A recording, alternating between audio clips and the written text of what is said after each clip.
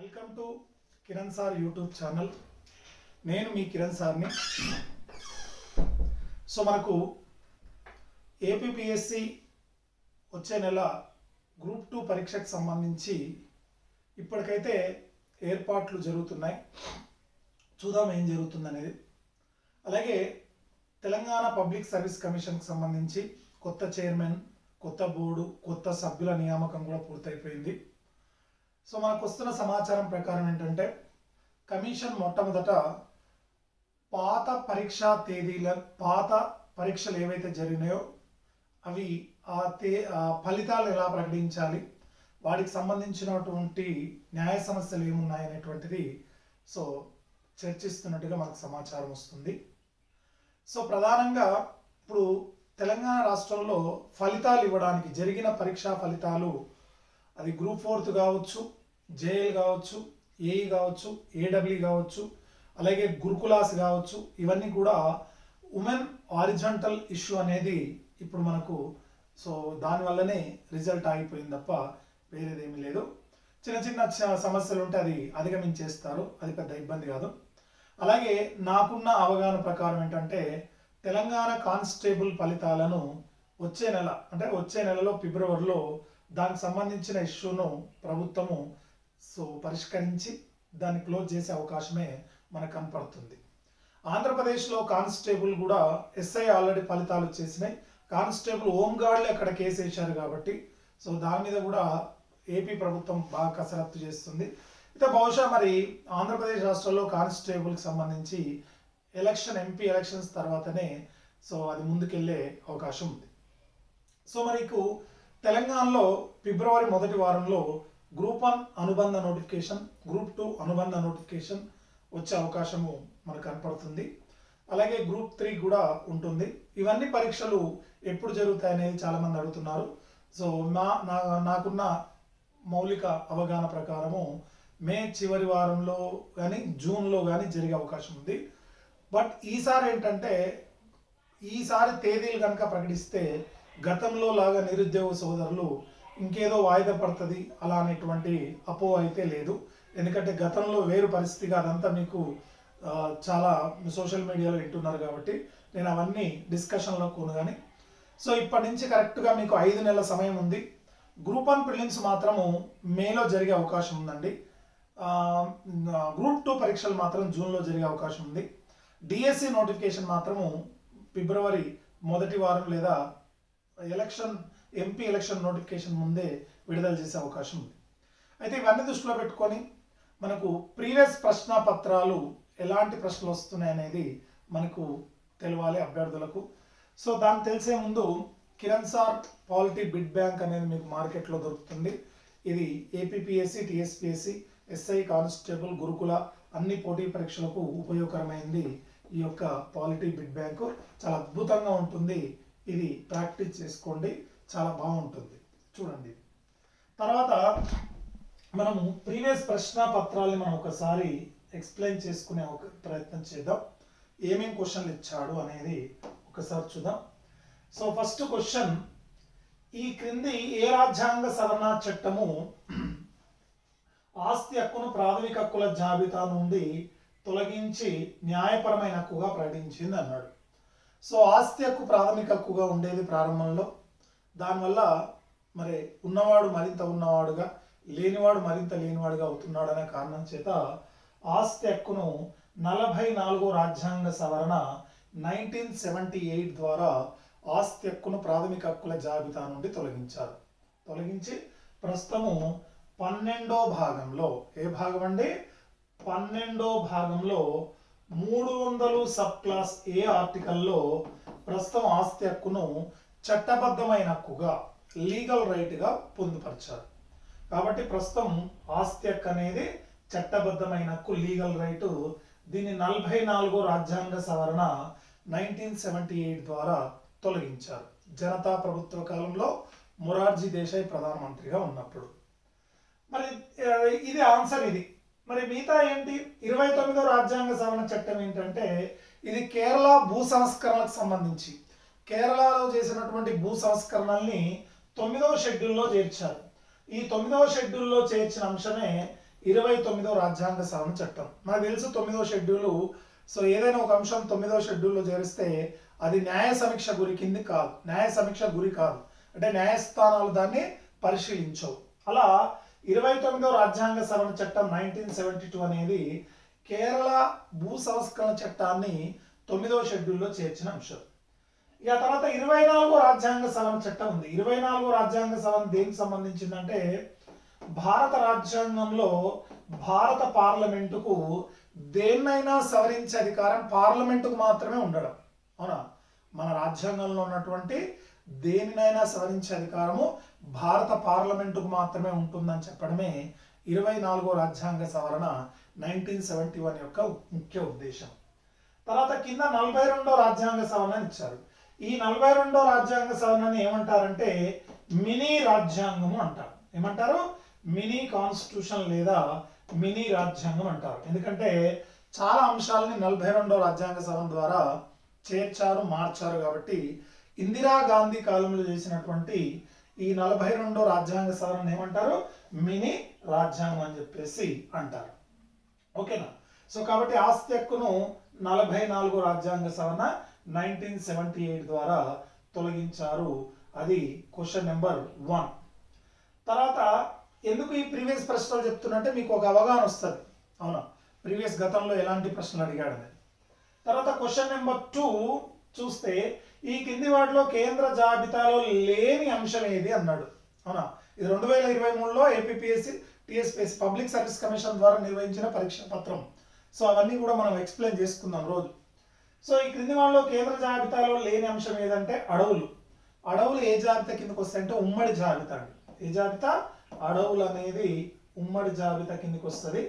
So మరి అడవులు కానీ విద్య కానీ ఇవన్నీ కూడా ఉమ్మడి జాబితా కిందకి వస్తాయి. న్యాయము ఇవన్నీ ఉమ్మడి జాబితా కిందకి వస్తాయి.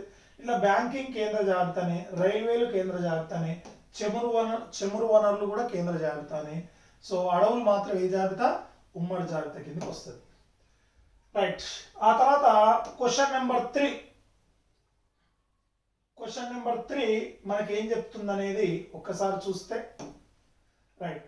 సో క్వశ్చన్ నెంబర్ 3 రాజ్యాంగంలోని ఏ ప్రకరణ పిల్లలందరికీ 14 సంవత్సరాల వయసు వచ్చే వరకు ఉచిత మరియు నిర్బంధ విద్యను అందించాలని తెలియజేస్తుంది. యాక్చువల్గా ప్రారంభంలో 45వ ఆర్టికల్లో 6 సంవత్సరాల లోపల ఉండేది. తర్వాత దాన్ని 6 నుంచి 14 సంవత్సరాలు చేశారు. ఇప్పుడు ఆన్సర్ వచ్చేసి 45. 14 సంవత్సరాల్లో పిల్లలకు విద్యా సౌకర్యాలు కల్పించాలనేది ఆదేశిక సూత్రంలో పొందుపరిచినటువంటి అంశం. అయితే మీకు మన 45వ ఆర్టికల్లో ఆదేశిక సూత్రాల్లో పొందుపరిచారు. 21A ప్రాథమిక హక్కుల్లో పొందుపరిచారు. ఆ తర్వాత 51Kలో ప్రాథమిక విధుల్లో పొందుపరిచారు. మూడిట్లలో కూడా విద్య అనేది ఉంటుంది.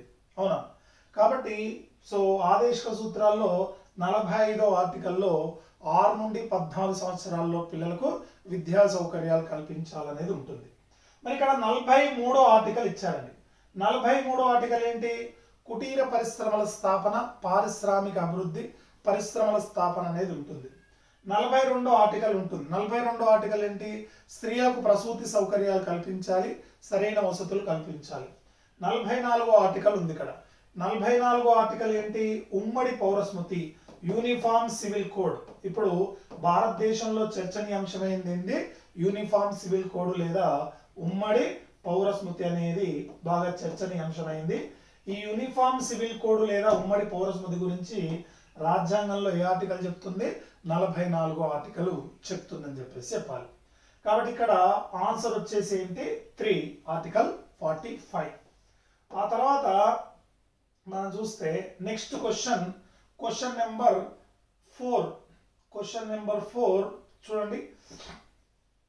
క్వశ్చన్ నెంబర్ 4 మనకు 4వ క్వశ్చన్ ఏంటి అంటే భారతదేశంలో కింది ఏ రాష్ట్రంలో మొట్టమొదటిసారిగా రాష్ట్రపతి పాలన విధించబడింది అన్నాడు. ఏ రాష్ట్రంలో అంటే పంజాబ్ అండి. పంజాబ్ రాష్ట్రంలో 1951లో రాష్ట్రపతి పాలన అనేది విధించబడింది. ఆ తర్వాత అత్యధిక కాలం కూడా రాష్ట్రపతి పాలన అమల్లో ఉన్న రాష్ట్రం కూడా పంజాబే అవుతుంది. 68వ రాజ్యాంగ సవరణ 1991 ద్వారా పంజాబ్లో రాష్ట్రపతి పాలనను 5 సంవత్సరాలకు పొడిగించారు. కాబట్టి మొదటిసారి విధించింది పంజాబే, అత్యధిక కాలం అమల్లో ఉంది కూడా పంజాబే. అయితే ఒక రాష్ట్రంలో రాష్ట్రపతి పాలన గరిష్టం 3 సంవత్సరాలు ఉంటుంది. ఒకవేళ 3 సంవత్సరాల కంటే ఎక్కువ కాలం కొనసాగించాలంటే ఆ ఒక్క రాష్ట్రానికి సంబంధించి రాజ్యాంగ సవరణ చేయాలి. అలా పంజాబ్లో రాజ్యాంగ సవరణ ద్వారా 5 ఏళ్లకు పొడిగించారు. తర్వాత కేరళ ఉంది. కేరళ, ఉత్తరప్రదేశ్ రాష్ట్రాల్లో అత్యధిక సార్లు రాష్ట్రపతి పాలన విధించారు. మణిపూర్లో కూడా అత్యధిక సార్లు విధించారు. ఆంధ్రప్రదేశ్లో అయితే మీరు చూడండి 1973లో జై ఆంధ్ర ఉద్యమం సందర్భంగా 2014లో ఆంధ్రప్రదేశ్ నుంచి తెలంగాణ రాష్ట్రం విడిపోయిన సందర్భంలో రాష్ట్రపతి పాలన విధించారు. ఆంధ్ర రాష్ట్రంలో అయితే 1954లో, ఆంధ్రప్రదేశ్లో అయితే 1973 అండ్ 2014లో రాష్ట్రపతి పాలన విధించారు. ఆంధ్ర రాష్ట్రం మళ్ళీ ఆంధ్రప్రదేశ్కు డిఫరెన్స్ మనకు తెలుసు ఆ విషయంలో. ఓకేనా? నెక్స్ట్ వచ్చేసి next question number 5 public service commission కు సంబంధించి సమస్యల పరిశీలనకై మరి ఒక కమిషన్ నియమించిన బ్రిటిష్ వైస్రాయ్ ఎవరంటే డఫ్రిన్ అండి. ఎవరు? లార్డ్ డఫ్రిన్ గారు పబ్లిక్ సర్వీస్ కమిషన్ కు సంబంధించి సో సమస్యల పరిశీలనకై ఒక కమిషన్ నియమించిన వైస్రాయ్ డఫ్రిన్. ఓకే, ఇది ఆన్సర్ డఫ్రిన్. మరి ఇక్కడ లార్డ్ లిల్లిత్గో ఉండు. లార్డ్ లిల్లిత్గో ఏంటంటే ఆగస్టు ప్రతిపాదనలు 1940లో ఆగస్టు ప్రపోజల్స్ అని వచ్చాయి. ఈ ఆగస్టు ప్రతిపాదనలు చేసినటువంటి వైస్రాయ్ ఎవరంటే లార్డ్ లిల్లిత్గో. ఆ తర్వాత రిప్పన్. ఎవరి రిప్పన్ అంటే స్థానిక స్వపరిపాలన పితామహుడు, the father of local government ఎవరంటే లార్డ్ రిప్పన్. తర్వాత ఇర్విన్ ఎవరంటే గాంధీకి ఇర్విన్కి మధ్య 1931 మార్చ్ 5 నాడు గాంధీ ఇర్విన్ ఒప్పందం జరిగింది. సో అది గాంధీ ఇర్విన్ ఫ్యాక్ట్ లేదా ఒప్పందం అని చెప్పేసి అంటాం. సో కాబట్టి ఇక్కడ Dufferin is the right answer. ఆ తర్వాత క్వశ్చన్ నెంబర్ 6 ఏం చెప్తుందనేది మనం ఒకసారి చూస్తే, భారత రాజ్యాంగం కల్పించిన పంచాయతీల వ్యవస్థలో ఇవి ఉన్నాయి అన్నాడు.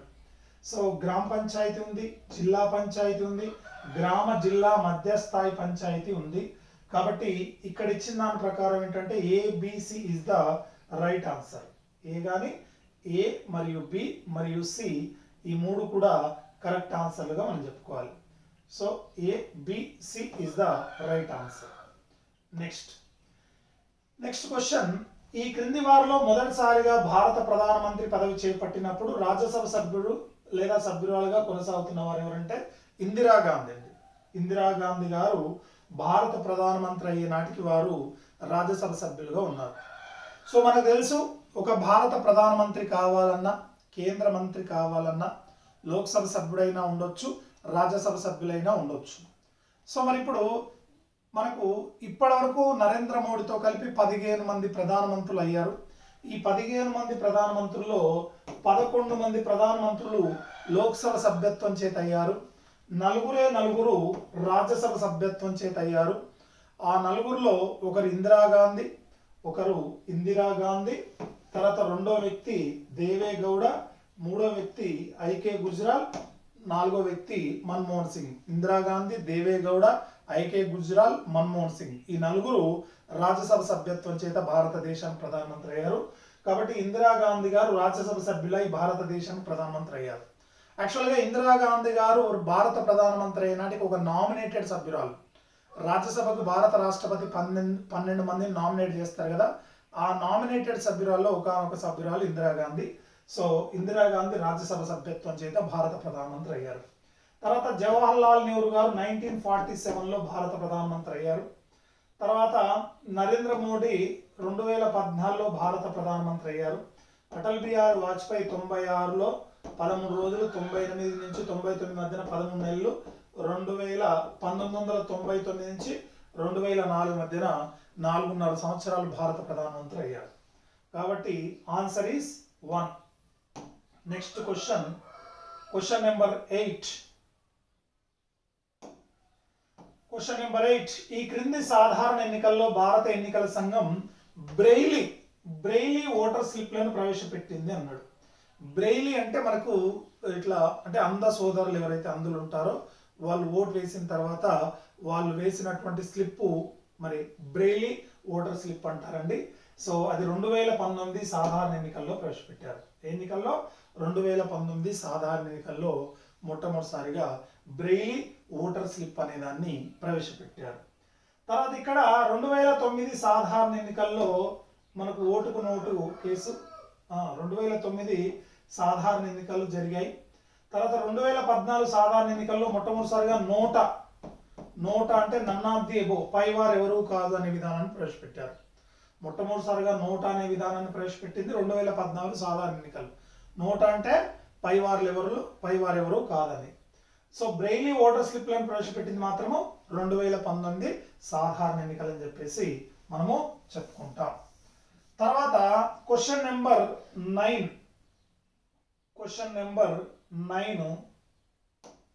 చూస్తే మనకు క్వశ్చన్ నెంబర్ 9 ఆదేశిక సూత్రాలకు సంబంధించి ఈ క్రింది వాటిలో ఏ వ్యాఖ్య సరైనది కాదు అన్నాడు. ఆదేశిక సూత్రాలు సామాజిక న్యాయత్వాన్ని కలిగి ఉన్నాయి. ఎస్, ఆదేశిక సూత్రాల యొక్క ముఖ్య ఉద్దేశమే సామాజిక న్యాయతత్వం. ఆదేశిక సూత్రాలు శాసనసభ సభ్యుల ముందు ఒక ఆదర్శాన్ని నిలుపుతాయి. ఎస్, ఆదేశిక సూత్రాల మౌలిక లక్షణమే ఈ యొక్క ఆదర్శాన్ని నిలపడము.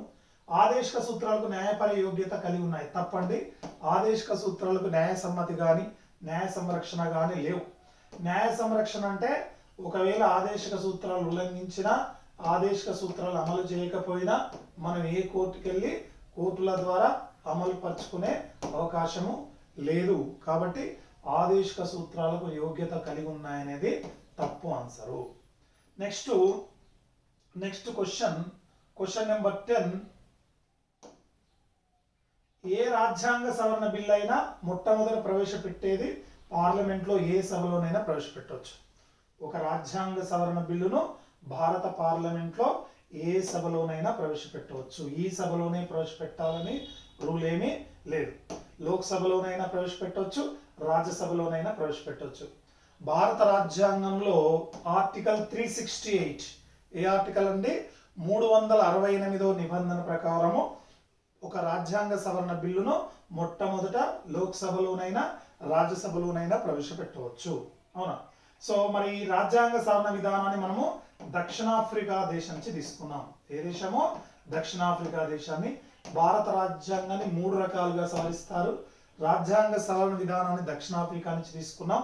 ఒక రాజ్యాంగ సవరణ బిల్లును భారత పార్లమెంటు ఉభయ సభల్లో ఏ సభలోనైనా ప్రవేశపెట్టవచ్చు. Okay, question number answer is 10th 4 answer. Next question number 11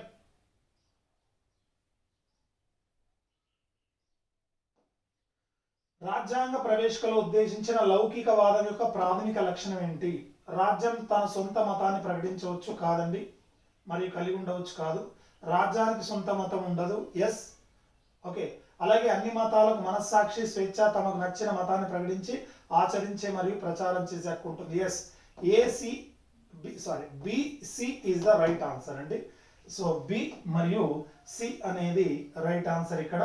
so ఇక్కడ ఇచ్చిన దాంట్లో బి మరియు సి అనేది రైట్ ఆన్సర్గా మనం చెప్పుకుంటాం. ఏ ఆన్సర్? బి మరియు సి ఆన్సర్ ఈజ్ రైట్. ఒక గ్రామ పంచాయతీ కాల పరిమితికి ముందే రద్దయినచో దాన్ని ఎప్పటిలోగా ఎన్నికలు జరపాలంటే రద్దయిన 6 మాసాల్లోపు అండి. సో గ్రామ పంచాయతీ ఎన్నికలు రద్దయిన 6 మాసాల్లోపు. ఇప్పుడు తెలంగాణలో చూస్తున్నారు. సో మొన్నటి వరకు ఇప్పుడు వచ్చే నెల 2వ తారీఖుతో ఫిబ్రవరి 2వ తారీఖుతో గ్రామ పంచాయతీల సర్పంచ్ల పదవి కాలం ముగుస్తుంది. అయినా సరే ఎలక్షన్లు పెట్టట్లేదని, ఎంపీ ఎలక్షన్ తర్వాత ఉంటాయంటే రాజ్యాంగంలో మనకు 243 ఈ ఆర్టికల్ ప్రకారము గ్రామ పంచాయతీల పదవి కాలము 5 సంవత్సరాలు.